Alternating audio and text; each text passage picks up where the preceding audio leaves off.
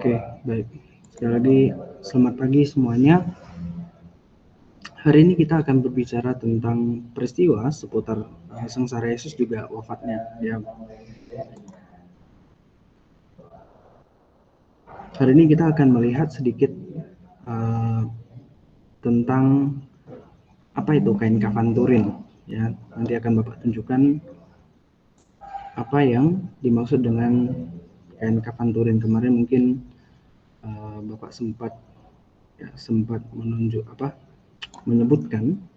Nah, hari ini Bapak kemarin sempat menyebutkan.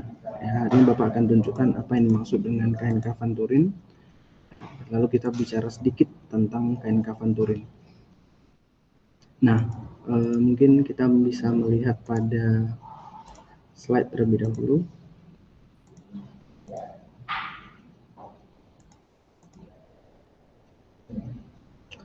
Oke, Bapak yakin bahwa minggu lalu kamu sudah nonton, asumsi Bapak adalah kamu sudah nonton film tentang The Passion of the Christ yang sudah Bapak taruh di sebagai tugas, ya.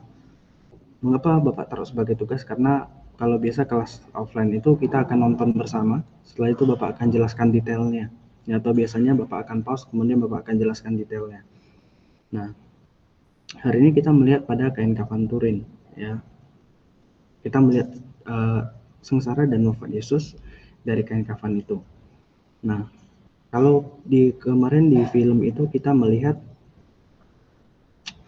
kisah sengsara Yesus, ya, berdasarkan Injil Yohanes. Hari ini kita mau mencoba melihat pada Injil Lukas, ya, tentang sengsara Yesus. Ini kurang lebih mirip, hanya saja nanti ada detail-detail peristiwa yang tidak ada pada Lukas, itu ada pada Yohanes dan sebaliknya, ya.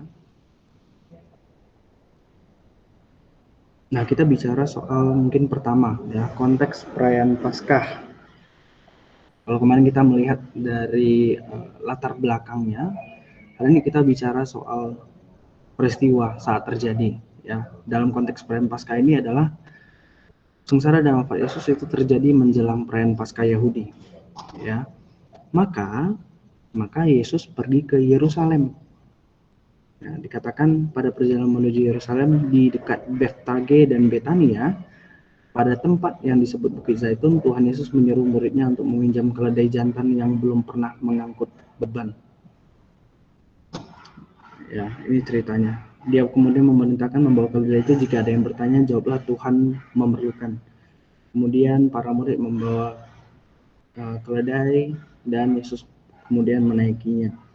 Ya, kemudian para murid membawa keledai kepada Tuhan Yesus, sementara Yesus mengendarai keledai jantan muda yang belum pernah mengangkat beban. Mereka kemudian menghamparkan jubahnya, ada yang meletakkan ranting-ranting daun, ya, untuk kemudian menjadi alas bagi keledai itu melewati kota Yerusalem. Mengapa Yesus menaiki keledai, ya, masuk Yerusalem? Ini berhubungan dengan,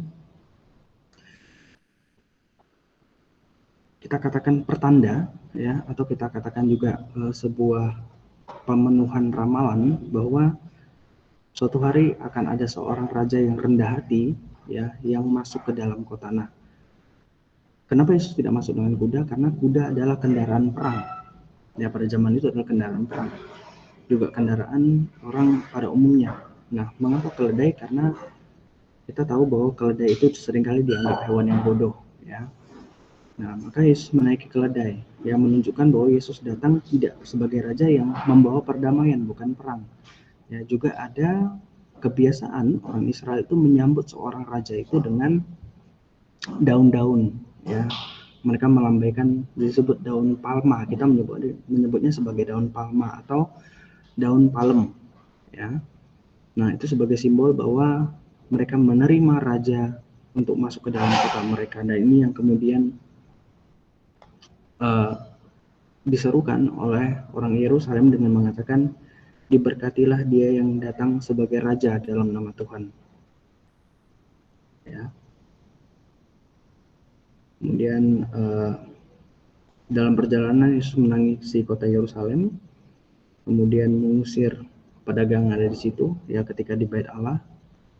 Kemudian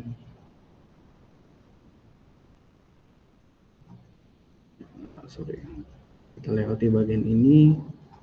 Jadi sebenarnya ada banyak hal ya yang terjadi itu sebelum sengsara Yesus ya. Kita akan merayakan Minggu Palma ya, kita segera akan merayakan Minggu Palma. Nanti dalam Minggu Palma itu kemudian kalau kamu hadir dalam misa, kamu akan mendengar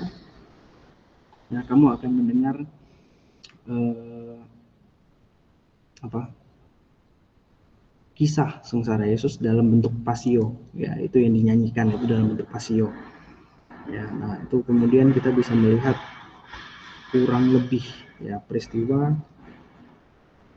tentang sengsara Yesus. Oke, kita masuk berikutnya pada apa yang terjadi. Jadi Bapak akan menjelaskan sesuai dengan pasio saja ya, biar lebih singkat ya. Perjamuan. Nah, Yesus bersama dengan para muridnya itu lalu mengadakan perjamuan ya. Tidak persis hari keberapa ya, kita tidak bisa mengatakan persisnya hari keberapa, tapi itu terjadi beberapa hari setelah Yesus disambut ya di kota Yerusalem, diagungkan sebagai raja. Yesus bersama para muridnya, karena mereka bukan orang Yerusalem, maka mereka tidak bisa mengadakan perjamuan di rumah. Mereka mengadakannya di mana? Kemungkinan besar ya mereka mengadakannya di salah satu rumah atau di salah satu tempat seorang pengikut Yesus ya, salah seorang muridnya. Lalu mereka mengadakan perjamuan Yesus bersama dengan orang-orang terdekatnya, yaitu ke-12 rasul ya, bersama mereka makan bersama ya. Nah ketika makan bersama itu salah satu muridnya bertanya ya, Yesus mengatakan akan ada yang mengkhianati dia, lalu para murid bertanya siapa ya, kemudian mereka saling mempersoalkan siapa yang diantara mereka yang terbesar. Kemudian Yesus mengatakan bahwa siapa yang mau menjadi yang terbesar, dia harus menjadi pelayan atas semuanya ya. Jadi mungkin kita sering melihat gambaran tentang perjamuan Yesus itu, kalau kamu ke katedral, di bawah altar itu ada lukisan tentang perjamuan, itu yang dilukis oleh Leonardo da Vinci ya. Tidak terlalu presisi gambarnya sebenarnya, karena kalau kita melihat di slide, nah ini yang sebenarnya terjadi. Jadi para murid dan Yesus itu kemudian duduk melingkar ya, duduk di lantai, duduk melingkar sambil makan. Harusnya begitu, tidak ada duduk di atas kursi, itu tidak ada ya, itu bukan kebiasaan orang Yahudi.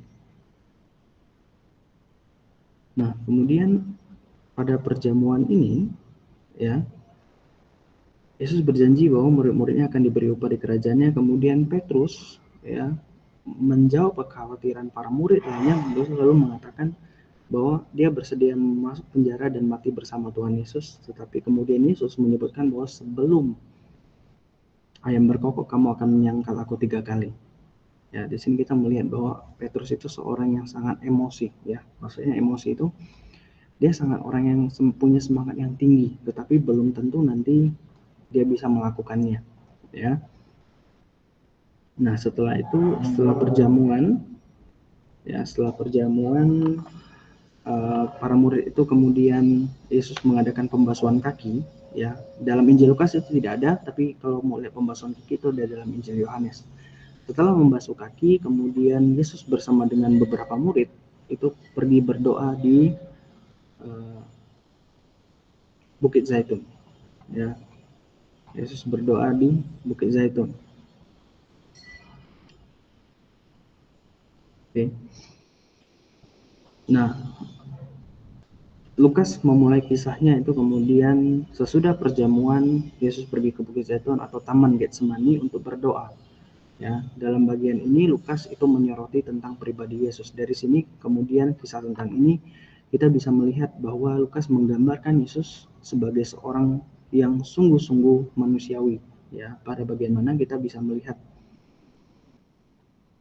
yaitu Yesus digambarkan sebagai manusia biasa yang merasakan ketegangan dan ketakutan yang luar biasa Ya, ketakutan itu kemudian digambarkan oleh Lukas dengan kata-kata peluhnya atau keringat Yesus itu menjadi seperti titik-titik darah yang bertetisan ke tanah.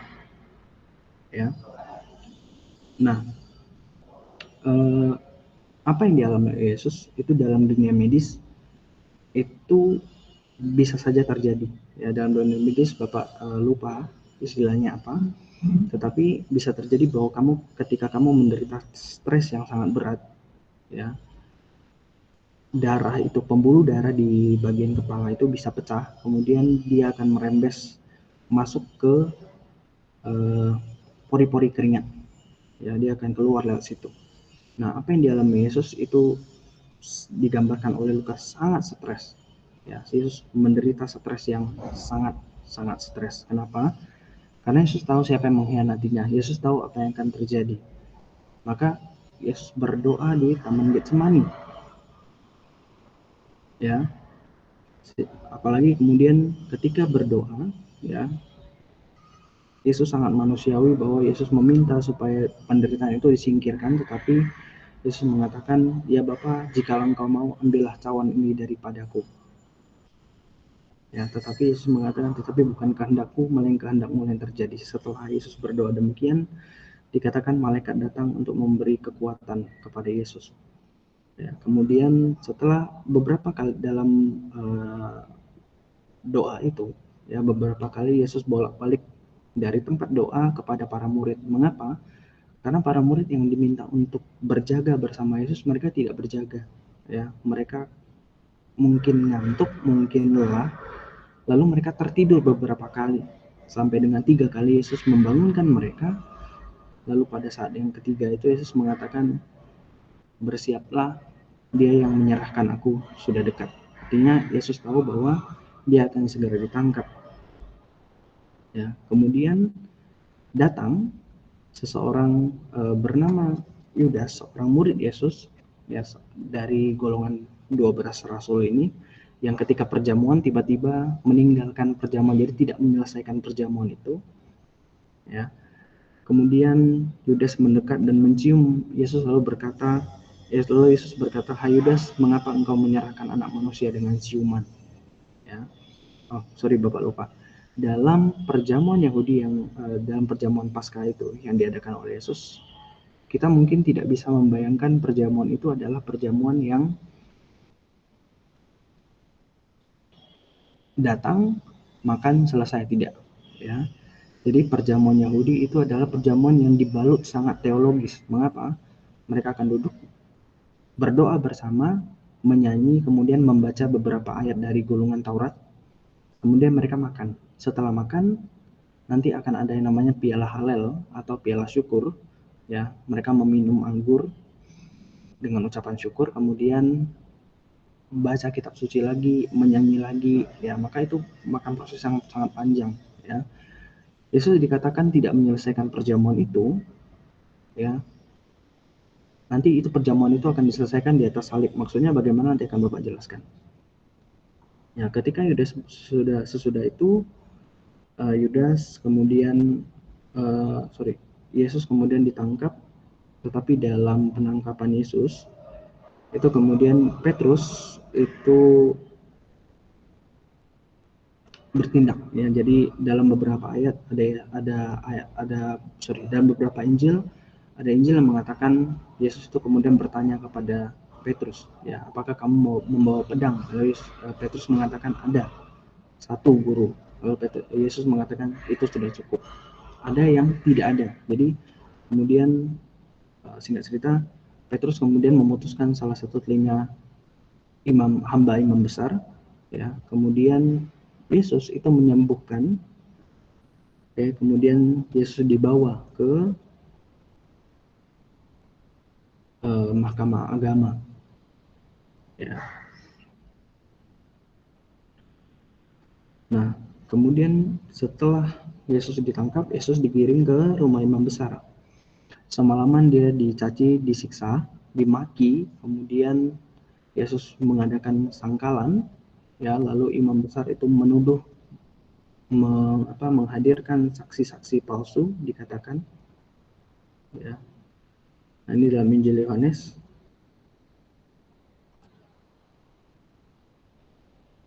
Oke.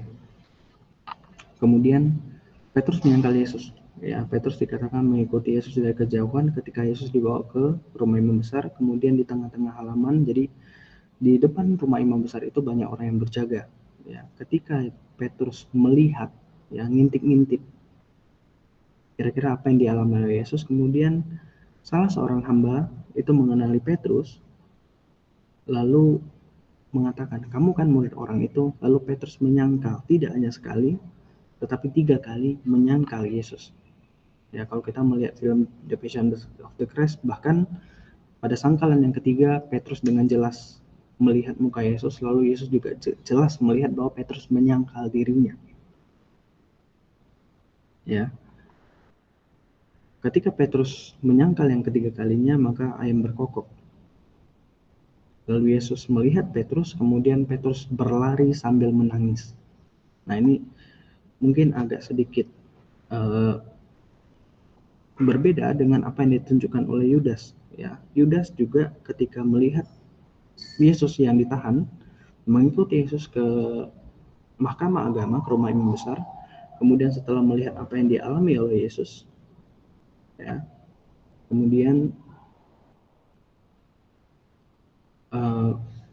Yudas itu kembali kepada imam besar Kayafas. Kemudian Yudas berusaha untuk mengembalikan uang itu, tetapi tidak diterima oleh Kayafas. Maka Yudas dengan frustasi kemudian keluar dari kota Yerusalem. Ya, yang pada akhirnya kemudian dalam beberapa cerita itu dikatakan Yudas itu kemudian gantung diri. Ya, karena malu terhadap apa yang diperbuatnya kepada gurunya. Dia bahkan malu, kita katakan malu mengkhianati gurunya sendiri. Ya, kalau kita melihat dalam peristiwa di Taman Getsemani, Yesus tidak menyalahkan Yudas sama sekali. Ya, Yesus tidak memukul Yudas, tidak meludahi Yudas, tidak memaki Yudas, tetapi Yesus cuma bertanya, apakah engkau menyerahkan anak manusia dengan ciuman? Ya. Nah,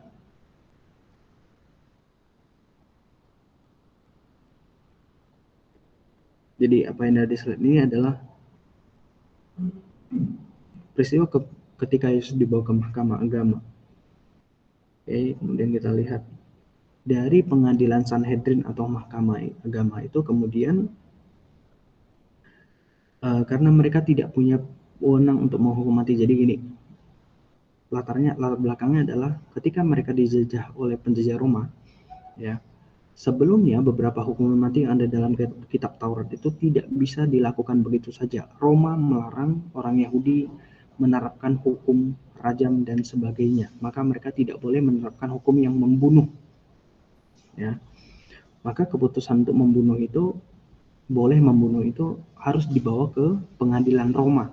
Dalam hal ini Pontius Pilatus bertindak sebagai hakim. Maka Yesus dibawa kepada Pontius Pilatus.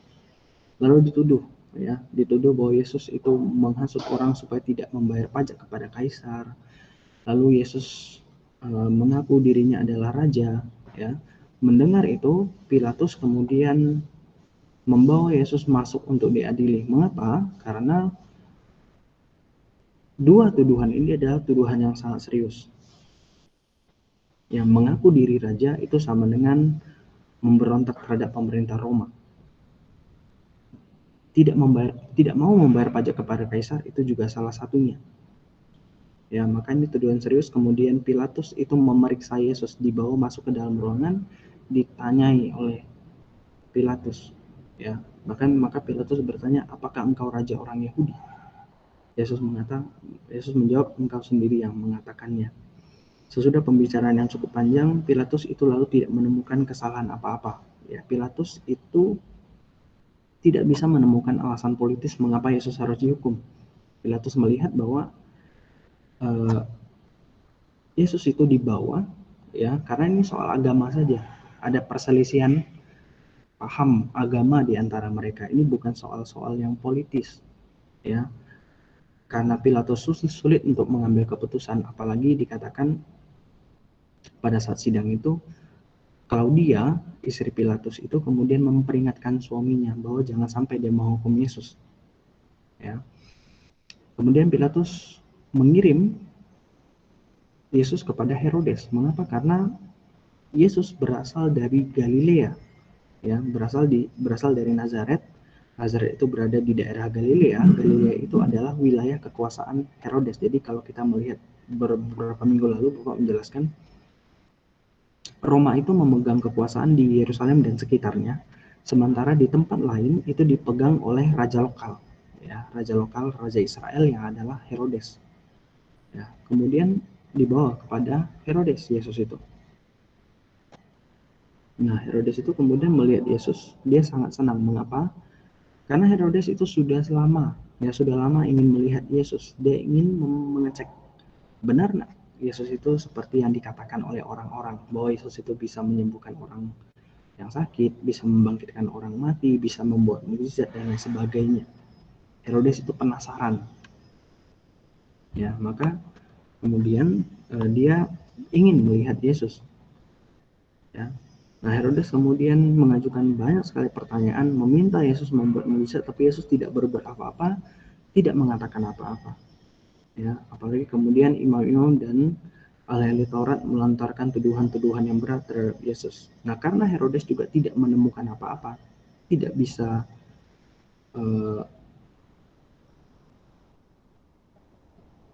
mengadili Yesus karena Yesus nggak ngomong apa-apa kan. Maka Herodes dan pasukannya kemudian mengolok-olok Yesus, menghina Yesus, kemudian mengenakan jubah berwarna ungu.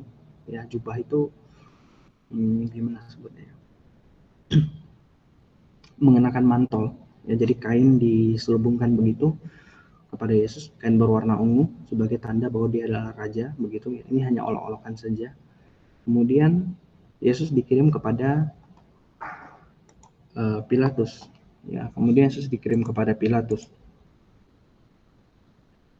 Nah, sebelumnya Herodes dan Pilatus itu bermusuhan, tetapi karena apa yang dilakukan oleh Pilatus kepada Herodes yang mengirim Yesus, kemudian Yesus dikirim balik, maka Herodes dan Pilatus hubungannya kemudian membaik.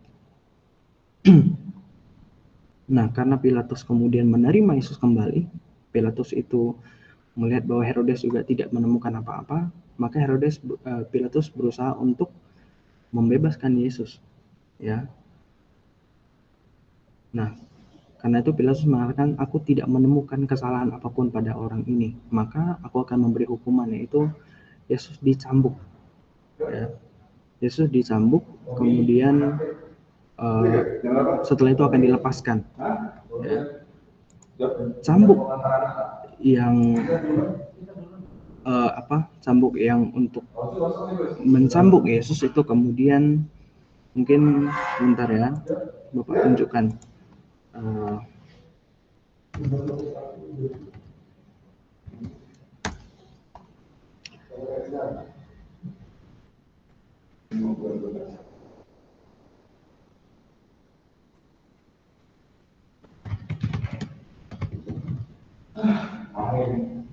Oke, mungkin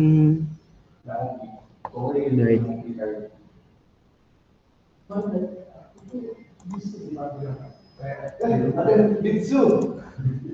Sebenarnya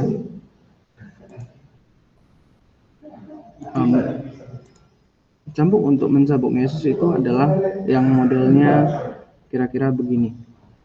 Ya, nah cambuk ini itu digunakan untuk mencambuk seorang yang bukan orang Roma. Jadi orang Roma itu tidak boleh dicambuk. Ya, tidak boleh dicambuk. Mereka pun mencambuk dengan, mungkin kita bisa mengatakan, Yesus dicambuk pertama dengan rotan. Ya. Dicambuk pertama dengan rotan, setelah dengan rotan itu kemudian Yesus dicambuk dengan apa yang dikatakan flagellum. Flagellum itu adalah cambuk yang seperti kita lihat tadi ya, cambuk yang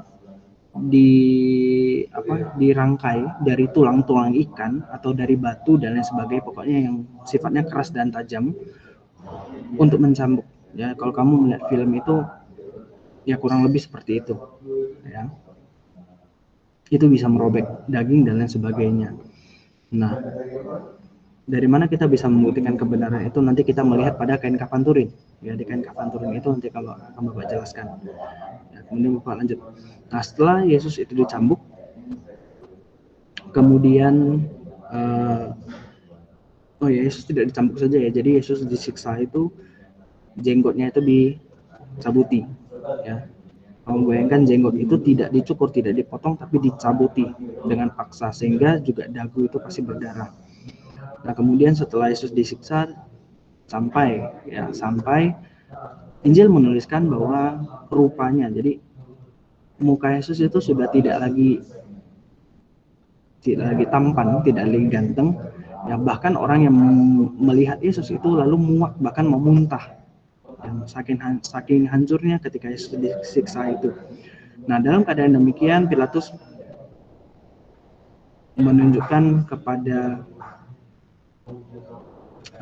rakyat ya dan mereka yang mau mengadili Yesus, Pilatus mengatakan ecce homo, lihatlah manusia ini. Ya, Pilatus berharap bahwa mereka punya rasa kasihan terhadap Yesus. Maka kemudian Pilatus menawarkan, seperti banyak kebiasaan dalam masa Paskah, ya, pemerintah Roma, kerajaan Roma itu selalu menawarkan ya sebagai hadiah Paskah, umat atau rakyat itu boleh memilih siapa yang mau mereka bebaskan pada tahun itu. Nah, maka disodorkan kepada mereka, mana yang mau kamu bebaskan? Yesus atau seorang penjahat yang bernama Barabas. Nah, Barabas ini adalah seorang penjahat yang ya katakanlah residivis kambuhan, ya, berulang kali masuk penjara dan lain sebagainya. Tetapi kemudian atas hasutan imam-imam besar, rakyat kemudian memilih siapa? Rakyat memilih Barabas untuk dibebaskan. Maka kemudian Pilatus bertanya, kalau begitu apa yang harus kulakukan dengan rajamu ini? Kemudian imam besar menghasut lalu mengatakan, kami tidak punya raja selain Kaisar. Ya, salibkan dia. Nah, bagi Pilatus ini sesuatu yang cukup ngeri. Mengapa? Salib itu hanya diberikan, hukuman itu diberikan kepada para pemberontak, para penjahat kelas berat. Ya, orang-orang yang dosanya sudah tidak bisa diampuni lagi. Maka supaya tidak terjadi kekacauan, Pilatus meluluskan keinginan mereka. Mengapa Pilatus tidak menolak keinginan mereka? Karena ya Kayafas imam besar bersama orang Yahudi lainnya sudah siap. Kalau Pilatus tidak meluluskan keinginan mereka, maka mereka akan memberontak, mengangkat senjata pada saat itu juga. Itu ditunjukkan dengan apa? Imam-imam besar dan para ahli Taurat ini tidak hanya membawa kelompok mereka saja, tetapi membawa seluruh rakyat kota Yerusalem ke hadapan Pilatus. Pilatus yang melihat kerumunan orang banyak ini merasa takut. Kenapa? Bukannya karena tidak bisa dipadamkan, pemberontakan itu bisa dipadamkan, tetapi daerah Israel, ya Palestina, itu adalah daerah yang hampir setiap tahun itu memberontak. Daerah ini adalah daerah yang memusingkan kerajaan Romawi. Sehingga Pilatus juga diancam oleh Kaisar. Kalau sampai prefektur yang diserahkan kepadanya, jadi daerah yang diserahkan kepadanya untuk diawasi ini sampai memberontak lagi, maka apa yang terjadi?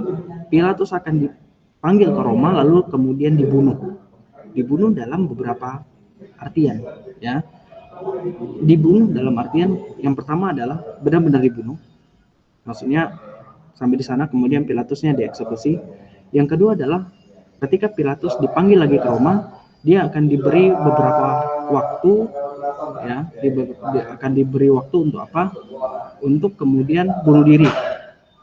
Kalau dia tidak mau bunuh diri, nanti ada prajurit yang ke rumahnya untuk membunuhnya, kemudian istri dan anak-anak dan lain sebagainya akan dibunuh, ya, hartanya akan dibakar dan lain sebagainya. Nah, ini kemudian mengerikan untuk Pilatus. Maka Pilatus tidak punya pilihan lain selain mengabulkan keinginan rakyat. Oke. Maka Yesus pun membawa salib. Mungkin kalau kita melihat film atau melihat drama, salib yang dibawa itu kan utuh, utuh dalam arti salib seperti yang kita lihat utuh begitu. Ya. Padahal sebenarnya Yesus itu membawa kayu. Yesus hanya membawa kayu yang disebut patibulum, hanya bagian yang melintang saja. Ya, hanya bagian yang melintang saja itu disebut patibulum. Ya. Nah, karena singkat kata, kemudian Yesus berjalan.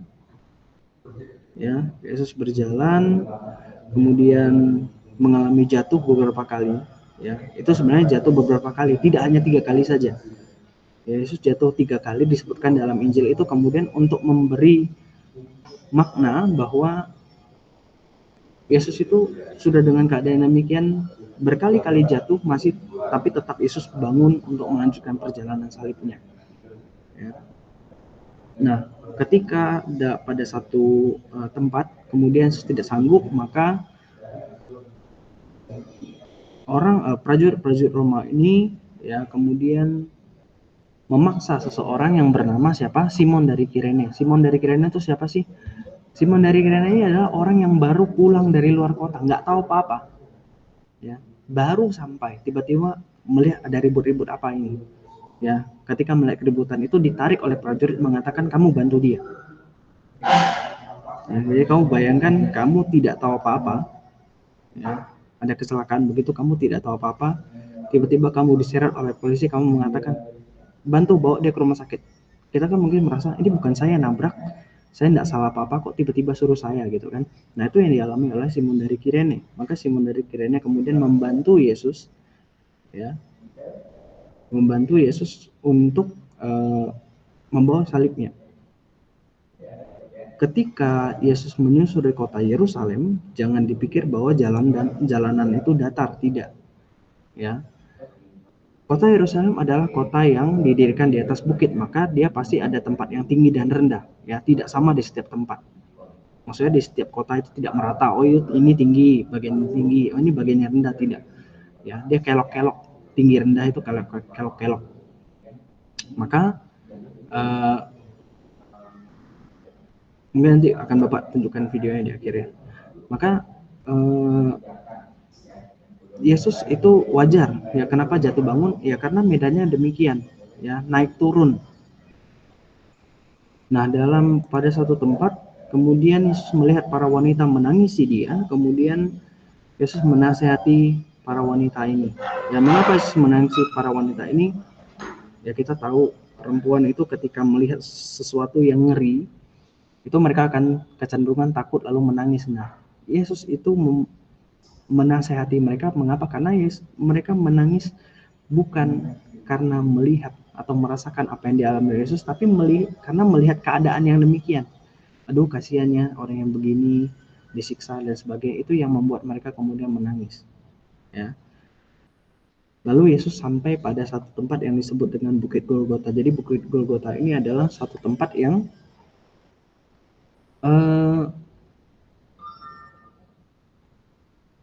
tempat di mana orang biasa disalib. Jadi tempat ini itu pasti banyak salibnya, ya. Dan salib Yesus itu bukan salib yang baru, itu salib bekas orang lain. Ya, paku yang dipakai untuk menyalibkan Yesus juga bukan paku yang baru, itu paku bekas, pasti sudah berkarat, ya. Nah, kemudian dikatakan ketika mencapai bukit yang bernama Golgota, kemudian mereka menyalibkan Yesus bersama dengan 2 orang penjahat. Ya, dalam situasi demikian Yesus berdoa supaya Allah mengampuni para prajurit dan orang lain yang ikut serta dalam peristiwa penyaliban ini. Ya, dalam peristiwa itu kemudian Yesus juga diolok-olok, ya, kemudian dihujat, ya, diolok bahkan oleh penjahat yang ada di kanan kirinya, ya, salah satu penjahat itu. Oke. Nah, kemudian ketika Yesus salib, Yesus mengatakan aku haus, lalu dikatakan anggur yang bercampur dengan cuka asam. Dalam beberapa literatur itu mengatakan bahwa apa yang diminum oleh Yesus itu adalah campuran yang biasa mereka gunakan untuk mempercepat kematian. Ya, ada salah satu literasi atau salah satu buku yang mengatakan demikian. Ya, nah, ketika siang hari kira-kira jam 12 dikatakan seluruh daerah menjadi gelap karena matahari tidak bersinar. Ya, mungkin ada gerhana atau apa Bapak tidak tahu ya. Kemudian dikatakan tabir bait Allah itu terbelah. Jadi kalau kamu masih ingat penjelasan Bapak tentang bait Allah itu dibagi. Di dalam bait Allah itu ada dua ruangan, ya, ruang kudus dan ruang maha kudus. Nah, di antara dua ruang ini ada sebuah tirai, ya, tirai yang membatasi antara ruang kudus dan ruang maha kudus. Mengapa dibatasi? Karena ruang maha kudus itu hanya boleh dimasuki, yang boleh masuk itu hanya imam besar, itu pun setahun sekali, ya.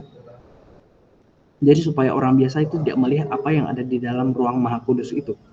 Nah, dikatakan pada saat jam 12 itu, ya, sampai jam 3 itu kemudian tabir bait suci Allah, ya, tirai itu tiba-tiba terbelah. Kemudian pada saat itu Yesus mengatakan, ya Bapa, ke dalam tanganmu kuserahkan nyawaku. Lalu kemudian Yesus wafat, ya. uh, Oke, ini nanti kita omongkan, nanti kebangkitan dan sebagainya kita bicarakan nanti. Kemudian wafat Yesus, ya, wafat Yesus itu kemudian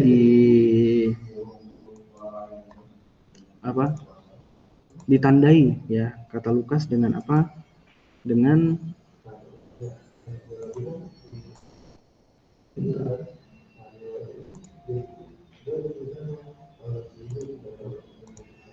oke, kelihatan ya.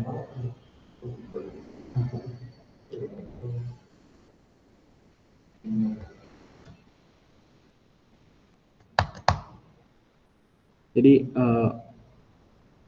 dikatakan kegelapan meliputi daerah itu, kemudian tirai bait Allah terbelah menjadi dua. Bahkan dalam Injil lain dikatakan kuburan-kuburan orang suci itu terbuka, lalu orang-orang suci itu hidup kembali. Ya, nah, mungkin kita melihat, kita melihat pengertiannya, ya. Nah, kegelapan di tengah hari itu mau menggambarkan bahwa dengan wafat Yesus untuk sementara kuasa kegelapan itu secara terang-terangan seolah menang dan menguasai manusia. Manusia hidup dalam ketidakberdayaan sebab maut telah menguasainya. Kemudian hidup manusia akan diliputi kecemasan, ketakutan, dan tanpa harapan. Ya, tetapi yang sesungguhnya terjadi adalah kegelapan yang terjadi pada saat Yesus wafat merupakan wujud keterlibatan Allah atas wafat Yesus. Melalui kegelapan yang diciptakannya, Allah mau menyatakan terang kehidupan yang baru yang akan muncul dari kegelapan lahirlah Mesias yang membuka sejarah keselamatan baru bagi semua bangsa di dunia. Nah, apa yang dialami ini nanti dalam peristiwa Paskah, atau kita 2 minggu lagi kita akan merayakan Paskah. Kamu akan melihat tanda-tanda ini dihadirkan dalam misa, ya, dalam apa? Dalam bagian pertama, yaitu upacara cahaya. Jadi ketika kamu ikut misa, lampu gereja akan dimatikan, kemudian lilin akan dinyalakan sampai pada bacaan keberapa begitu, kemudian baru lampu dinyalakan. Nah, itu pertanda bahwa kita berada dalam kegelapan, kemudian Yesus yang datang dalam bentuk terang itu. Ya, nah, tanda yang kedua adalah nanti tadi Bapak sudah jelaskan, ya. Nah, oke, kemudian kisah sengsara Injil Lukas ditutup dengan permintaan Yusuf dari Arimatea. Sebelumnya ketika Yesus wafat, ya, terjadi gempa bumi dikatakan. Nah, untuk mencegah orang-orang yang disalib ini kemudian kabur, maka kaki mereka akan dipatahkan. Kenapa kaki Yesus dipatahkan? Karena prajurit itu kemudian melihat bahwa Yesus sudah meninggal. Maka untuk mengetesnya adalah kemudian Yesus ditusuk dengan tombak untuk memastikan bahwa Yesus sudah mati atau belum. Ya. Nah, Injil mengatakan ketika lambung Yesus ditusuk, kemudian keluarlah darah dan air.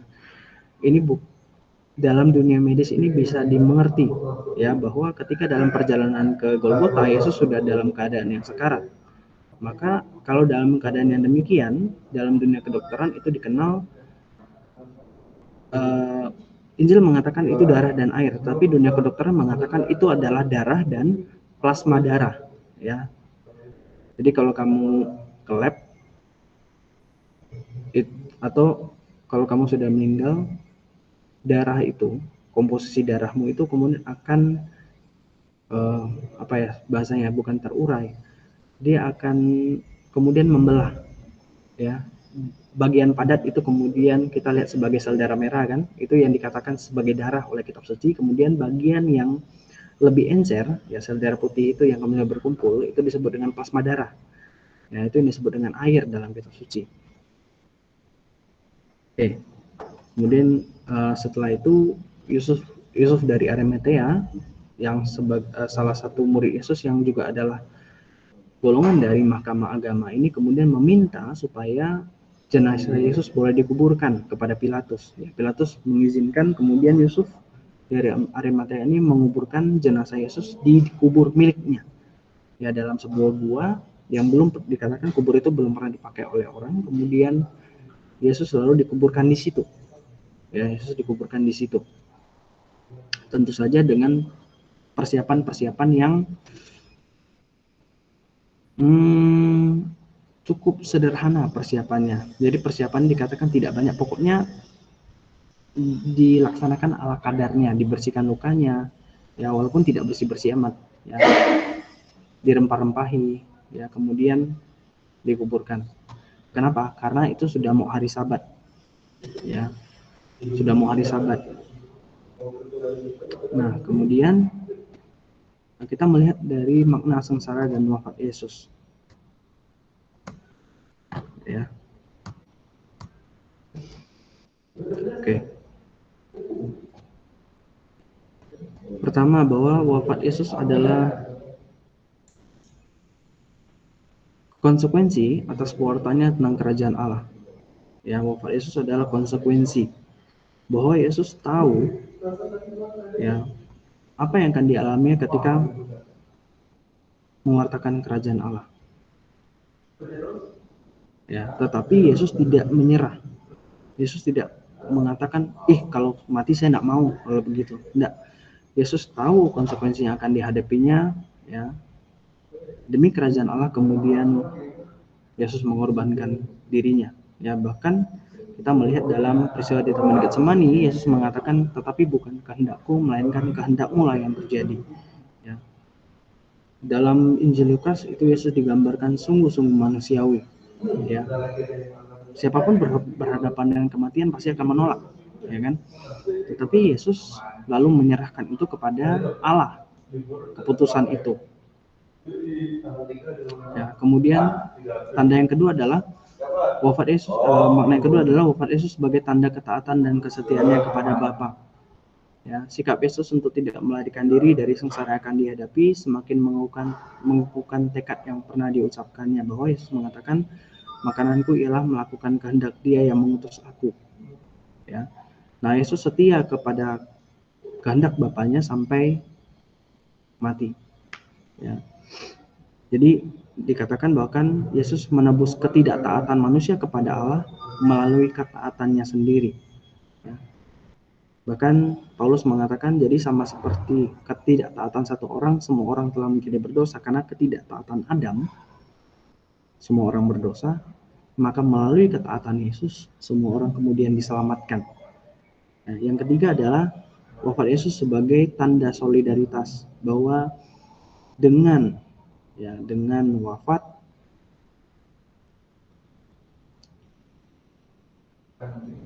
Allah itu mau mengatakan solider, ya. Yesus adalah Allah. Dalam misa inkarnasi dikatakan et verbum caro factum est. Sabda yang menjadi daging, sabda yang menjadi manusia itu kemudian dia adalah Allah dan dia adalah manusia, tapi dia kemudian supaya manusia menjadi manusia 100%, Yesus juga mengalami apa yang disebut dengan kematian. Ya. Bahkan dalam salah satu katekese itu dikatakan ketika Yesus wafat 3 hari itu Yesus kemana? Yesus turun ke tempat penantian disebut dengan neraka, kemudian Yesus membebaskan banyak orang dari neraka itu, yang menunjukkan bahwa Allah solider, Allah mau merasakan kematian itu seperti apa, ya, supaya kematian itu tidak lagi menjadi sesuatu yang menakutkan untuk kita, ya. Maka dalam terminologi atau dalam istilah Gereja Katolik lalu dikatakan kematian itu bukan akhir segala-galanya. Kematian itu tidak berhenti, tetapi dengan kematian kehidupan itu diubah, ya, diubah tempatnya dari tempatnya yang di dunia, kemudian tempatnya menuju ke surga. Ya, kemudian berikutnya adalah wafat Yesus menjadi bukti bahwa Allah mengasihi manusia. Mengapa? Dalam banyak perumpamaan dikatakan bahkan Allah tidak menyayangi anaknya sendiri. Demi manusia, Yesus Allah mengorbankan anak satu-satunya. Nah, itu yang kemudian kita bisa melihat dalam kitab suci dikerjakan atau dilakukan oleh Abraham. Ya, demi cintanya kepada Tuhan, Abraham tidak segan-segan mengorbankan Ishak anaknya. Ya, tetapi kemudian dicegah oleh Tuhan. Ya. Lalu kematian Yesus adalah untuk menyelamatkan manusia. Jadi wafat Yesus di salib itu bukan kejadian yang serba kebetulan, tetapi merupakan bagian dari misteri penyelamatan Allah bagi semua manusia yang sudah direncanakan sejak awal mula dan yang sudah dinubuatkan Nabi Yesaya dalam Perjanjian Lama. Nah, itulah sebabnya kemudian Paulus mengatakan Yesus mati karena dosa-dosa kita sesuai dengan kitab suci. Ya. Yesus bersedia wafat di salib untuk mempersatukan kembali manusia yang berdosa dengan Allah. Jadi Yesus mati atau Yesus wafat itu untuk memulihkan kembali hubungan kita yang sudah rusak dengan Allah, ya, yang rusak karena dosa Adam. Maka dalam peristiwa ini, ya, Yesus itu dikenal, Yesus disebut sebagai anak domba, ya, karena ini misteri Paskah, ya, Yesus wafat pada masa Paskah juga. Maka Yesus dikatakan Yesus mengorbankan dirinya sendiri, ya. Dia adalah anak domba. Dalam perjamuan Paskah orang Yahudi itu makan anak domba, ya, makan daging anak domba. Yesus adalah anak dombanya, ya. Pada saat disalib Yesus meminum anggur yang diberikan kepadanya. Itu kemudian dikatakan menyelesaikan perjamuan Paskah yang belum sempat diselesaikan oleh Yesus pada malam itu. Ya. Altarnya, tempat untuk mempersembahkan kurban bakaran itu atau kurban Paskah itu di mana? Di atas salib. Itulah altar yang digunakan untuk mempersembahkan kurban Paskah. Ya. Maka dikatakan Paulus mengatakan darah Yesus itu sama dengan darah anak domba yang tak bernoda dan tak bercacat. Ya. Bahkan Paulus mengatakan Yesus yang tidak berdosa, tidak mengenal dosa, itu dibuat menjadi seakan-akan berdosa, dihukum bukan karena kesalahannya, tapi karena kesalahan kita. Supaya apa? Supaya kemudian kita dibenarkan oleh Allah, ya. Supaya hubungan kita itu dengan Allah itu kembali menjadi baik. Ya, nah, kemudian ini adalah materi soal sengsara dan wafat Yesus.